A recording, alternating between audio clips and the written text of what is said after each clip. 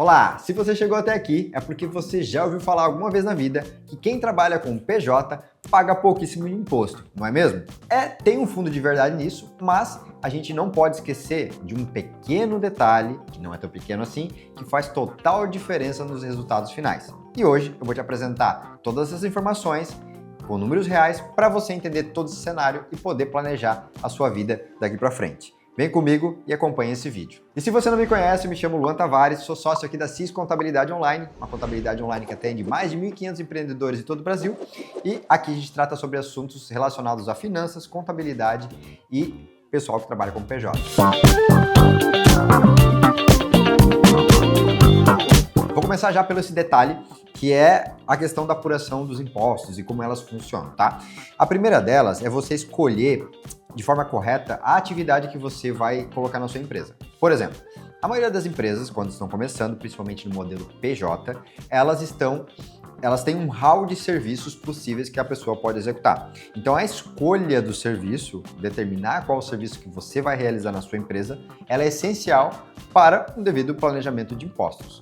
Então, normalmente, quem está começando, começa pelo Simples Nacional, e dentro do Simples, nas atividades e serviços, nós temos duas grandes tabelas de imposto, onde os impostos são diferentes, uma tabela é mais alta e outra é menor, e a gente até tem mais uma tabela terceira, mas que pouquíssimas atividades estão inclusas nessa terceira tabela. Te dá o exemplo de advogados, designer de interiores, essas pessoas estão inclusas nessa terceira tabela. Mas toda a grande maioria dos outros tipos de serviços estão ou numa tabela de imposto mais alta de serviços ou uma tabela mais baixa. E o que manda se você vai ficar em uma tabela mais alta ou mais baixa vai ser qual serviço você usa. Então, isso é um ponto muito importante. A minha sugestão aqui não tem muito caminho que você possa fazer. É você consultar uma contabilidade de confiança para você ter o melhor tipo de atividade destinada com que você for realizar na sua empresa de prestação de serviço.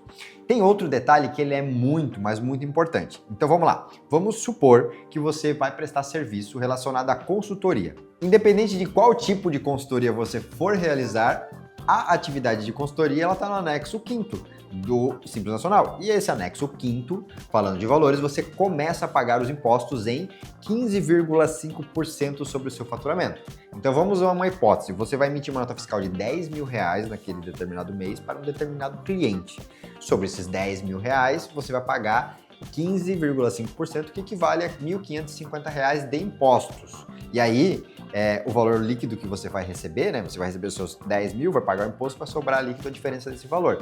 15,5% é um valor alto de imposto. Então, se você pensar o seguinte, Luan, poxa, hoje trabalhando como CLT, eu já tinha o desconto do INSS e também já tinha o desconto do imposto de renda, e talvez, somando esses dois valores, o percentual ficaria muito próximo desses 15,5%. Então, ser PJ não vale a pena.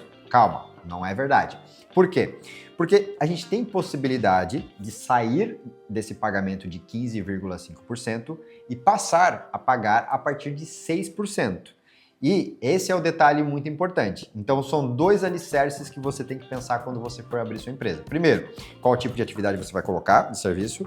E se ela estiver obrigada à tabela mais alta, a gente poder utilizar o benefício que se chama Fator R, para tirar a empresa lá de cima, da alíquota mais cara, para ir lá para baixo, para a alíquota mais barata, né, que é o anexo 3º.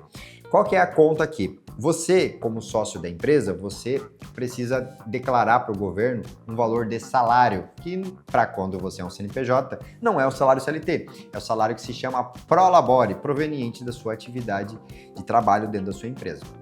Então, usando a mesma hipótese de valores, quando você tem uma nota fiscal de R$10.000 por mês em média de faturamento, você precisa ter o recolhimento de prolabore, pagamento, definição de salário do sócio que tem equivalência de 28% do seu faturamento. Bom, começou a ficar difícil essa conta. Não, calma, vou te explicar. Então, o faturamento da tua nota fiscal daquele determinado mês foi de R$10.000. Você precisa dizer, né, declarar que o salário base que você como sócio tem da sua empresa é de R$2.800. Ficou mais simples, né?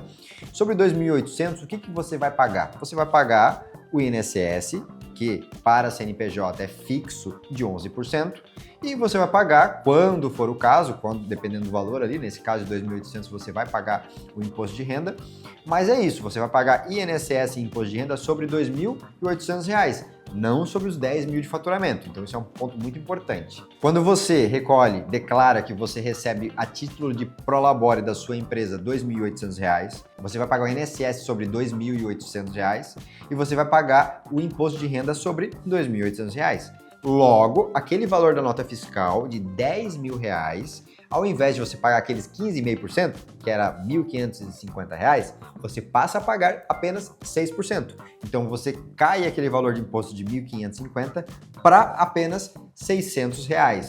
Logo, o que você precisa entender? Vamos chegar aqui num consenso. Se eu somar o valor de R$ 600 de imposto, mais o valor de INSS, mais o valor de imposto de renda, pegar tudo isso aqui, fazer uma regra de 3 para dividir sobre o seu faturamento, mais ou menos o custo total dos seus impostos vão estar na casa dos 9%. Então, vamos pensar o seguinte, quando você faturar R$ 10 mil, você vai ter de custo efetivo de imposto, somando Simples Nacional, INSS, imposto de renda, em média, em torno de 9%. Então, você vai ter o custo de imposto de mais ou menos ali na casa dos R$ 900, arredonda para R$ 1.000. Ou seja, numa casa que você gastaria R$ 1.550, você passa a pagar em média R$ 1.000 por mês.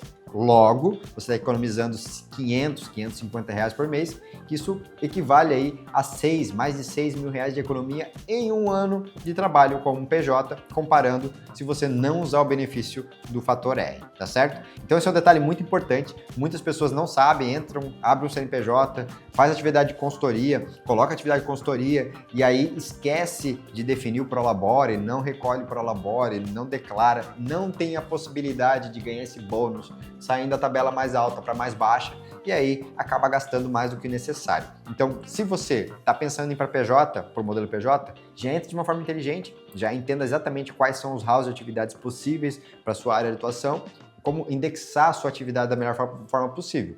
Se você, por exemplo, tem alguma atividade que não está na tabela mais alta, está na tabela mais baixa diretamente, aí esse benefício do fator R não precisa ser executado, você diretamente já paga 6%. E aí teu custo do imposto vai ser efetivamente 6%, e aí você tem mais liberdade para escolher o prolabore que você bem entender, lembrando que ele sempre deve iniciar a partir de um salário mínimo vigente naquele ano calendário que a sua empresa está executando. Então, eu estou gravando esse vídeo no ano 2025, mas independente de quando você estiver vendo, a regra, se não tiver nenhuma atualização fiscal, tributária posterior a isso, vai ser a mesma, fechou? Então, o recado para hoje é esse. Eu te convido, se você ainda não fez, deixar um like aqui nesse conteúdo para outros empreendedores, pessoas que querem ir para o modelo PJ também terem acesso a esse conteúdo, se inscrever no canal e acompanhar aqui alguns vídeos. Tem alguns vídeos aqui que são super emblemáticos, que não faz sentido você entrar aqui e não assistir, então já anota aí quais são. Primeiro, contrato de prestação de serviço. Procura aí no nosso canal para ver sobre a importância do contrato de prestação de serviços entre você e o seu contratante PJ.